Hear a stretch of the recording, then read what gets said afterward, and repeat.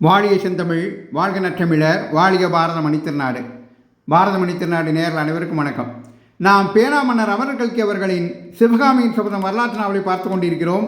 அந்த வரிசையிலே இன்று பாகம் 2 காஞ்சி முற்றுகையில் 25ஆம் அத்தியாயம் திருப்பார்கடல். புள்ளலூர் சண்டையை பற்றி குண்டோதரன் கூறிய விவரங்களை கேட்க கேட்க மேலும் மேலும் அதை பற்றி தெரிந்து கொள்ள வேண்டும் என்னும் ஆவல் ஆயனருக்கும் சிவகாமிக்கும் பொங்கி பெருகியது. முக்கியமாக போர்க்களத்தில் மாமல்லர் நிகழ்த்திய அதி அற்புத தீரச் செயல்களை பற்றி கேட்பதில் சிவகாமி அடங்காத தாகம் கொண்டிருந்தார். குண்டோதரனும் குதூகலத்துடன் அந்த வீரச் செயல்களை வர்ணித்தான். ஆகா, போர்க்களத்தில் எதிரிகளுக்கு இடையில் புகுந்து மாமல்லர் வீர வாளை சுழற்றிய போது எப்படி இருந்தது தெரியுமா? அது கேவலம் வாளாகவே தோன்றவில்லை, திருமாலின் சக்கராயுதத்தைப் போலவே சுழன்று ஜொலித்தது. அந்த வாளில் இருந்து கணந்தோறும் 100 மின்னல்கள் மின்னின. ஒவ்வொரு மின்னலும் ஒவ்வொரு எதிரியின் தலையை துண்டித்து எறிந்தது. இப்படி வர்ணித்து கொண்டே இருந்த குண்டோதரன் திடீரென நிறுத்தி, குருவே, இந்த விகாரத்தில் இருந்த வயோதிக புத்த பிக்ஷு எங்கே என்று கேட்டான். அப்பனே, நாங்கள் வந்ததிலிருந்து அவர் பெரும்பாலும் இங்கே இருப்பதில்லை.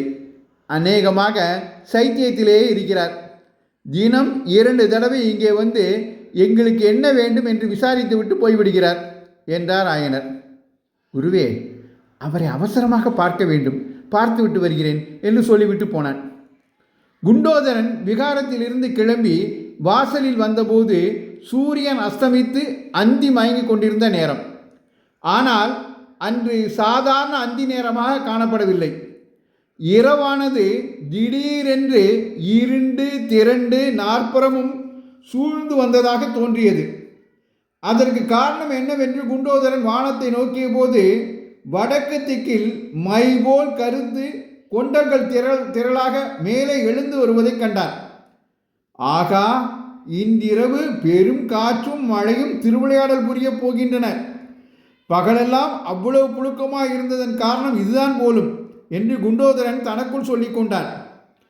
அவர்கள் தங்கியிருந்த விகாரத்திலிருந்து சற்று தூரத்தில் தனித்திருந்த பாழடைந்த புத்த சைத்தியத்தை குண்டோதரன் நெருங்கிய போது உள்ளே இருந்து பேச்சுக்குரல் வந்தது.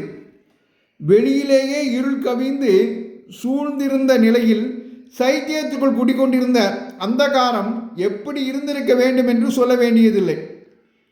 அந்த கண்ணங்கரிய இருளின் உதவியால் குண்டோதரன் பேச்சுக்குரல் வந்த இடத்துக்கு வெகு சமீபத்தில் போய் மூச்சு கூட கெட்டியாக விடாமல் தூண்மறைவில் நின்றான்.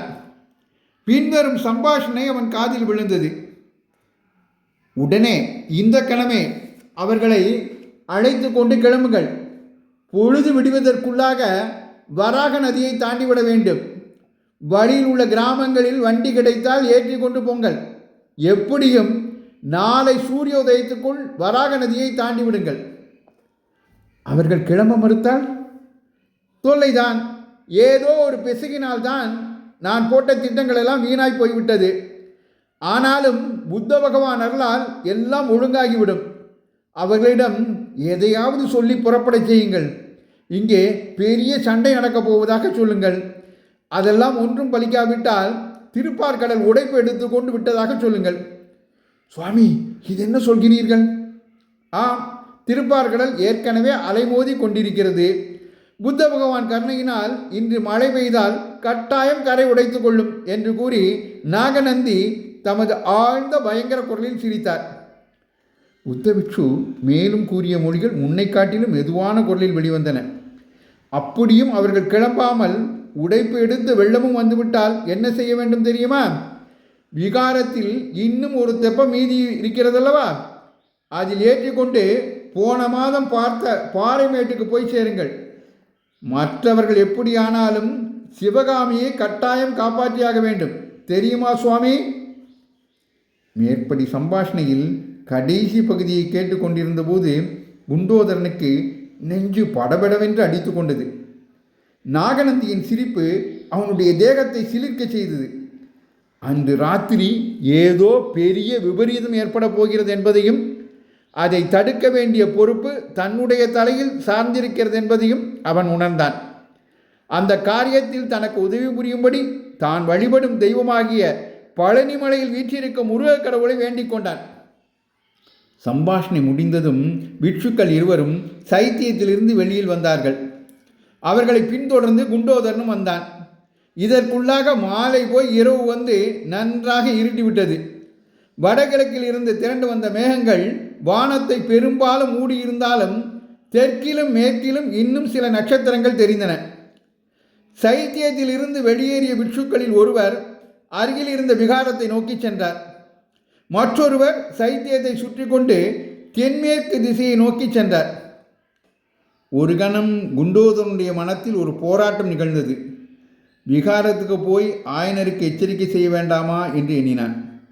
ஆனால் என்ன விதமாக எச்சரிக்கை செய்வது? எப்படியும் அவர்கள் காப்பாற்றப்படுவார்கள் என்று மேற்படி பிட்சுக்களின் சம்பாஷணையிலிருந்தே நன்கு தெரிந்தது. எனவே அச்சந்தர்ப்பத்தில் தன்னுடைய வேலை நாகநந்தியை பின்தொடர்வதுதான் என்று குண்டோதரன் தீர்மானித்தான். அவ்விதமே அவரை பின்தொடர்ந்து குண்டோதரன் சற்று தூரத்திலேயே நடந்து சென்றான். கொஞ்ச தூரம் போனதும் ஒரு மரத்தின் பின்னால் கட்டியிருந்த குதிரையை அவிழ்த்து அதில் நாகநந்தி ஏறிக்கொண்டார். ஆகா, திருட்டு போன குதிரை மறுபடியும் கிடைக்கப் போகிறது என்று குண்டோதரன் எண்ணிக்கொண்டான். கணத்துக்கு கணம் வேகமாகிக் கொண்டிருந்த காற்றினாலும் இருட்டினாலும் நாகநந்தி குதிரை மேல் ஏறிய போதிலும் மெதுவாகவே போக வேண்டியிருந்தது. எனவே அவரை தொடர்ந்து போவது கஷ்டமாயில்லை. சில சமயம் குதிரை அடிக்கத்த முன்னால் கேட்கிறதோ பின்னால் கேட்கிறதோ என்று சந்தேகமாயிருந்தது. இரண்டு பக்கத்திலும் கேட்பது போலவும் இருந்தது. இது வீண் பிரம்மை என்று எண்ணிக்கொண்டு மேலே சென்றான். ஏறக்குறைய 3 நாழிகை வந்த பிறகு எதிரே நீண்ட மலைத்தொடர் போன்ற ஓர் இருண்ட கரை நெடுந்தூரத்துக்கு நெடுந்தூரம் தென்பட்டது. அதே சமயத்தில் கண்ணை பறிக்கும் மின்னல்களுடனும் அண்டம் அதிரும் இடி முழக்கங்களுடன் மழை பெய்யத் தொடங்கியது. மின்னல் வெளிச்சத்தில் நாகநந்தி மேட்டின் ஓரமாக இருந்த ஒரு மரத்தில் குதிரையை கட்டிவிட்டு அந்த கரையின் மேல் ஏறுவது குண்டோதரனுக்கு தெரிந்தது. அதே இடத்தில் மேட்டின் மீது அவனும் ஏறினான். மழையில் நனைந்த காரணத்தினால் கரையின் மண் சேராகி வழுக்கத் தொடங்கிவிட்டபடியால் மேட்டில் ஏறுவது சுலபமாயில்லை. கடைசியில் கரையின் அடியில் வளர்ந்திருந்த மரத்தின் உதவியால் கஷ்டப்பட்டு ஏறி குண்டோதரன் கரை உச்சி அடைந்தபோது பளீர் என்று வீசிய மின்னல் வெளிச்சத்தில் ஓர் அபூர்வ பயங்கர காட்சி தென்பட்டது.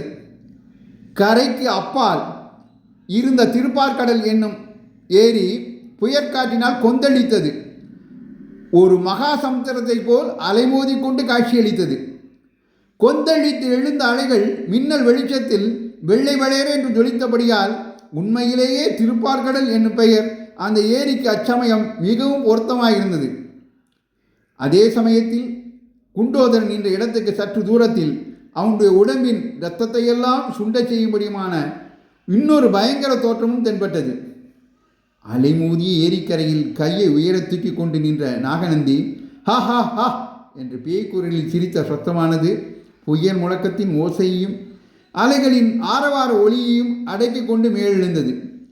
நாகநந்திக்கு பக்கத்தில் ஏரிக்கரையை பிளந்து கொண்டு ஒரு சிறு கால்வாய் வழியாக தண்ணீர் ஓட ஆரம்பித்தது.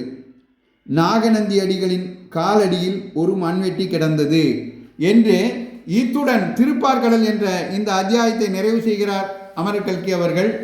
அமரர் கல்கி அவர்களின் சிவகாமியின் சபதம் வரலாற்று நாவலை தொடர்ந்து கேட்க பாரதமணி திருநாடு சேனலை பின்தொடருங்கள் என்று உங்களை அன்போடு கேட்டுக்கொள்கிறேன். வரலாற்று நாவல்களில் ஆர்வமுள்ள பிறருக்கும் இதை பகிருங்கள் என்று உங்களை கேட்டுக்கொள்கிறேன். நன்றி, வணக்கம், ஜெய்ஹிந்த்.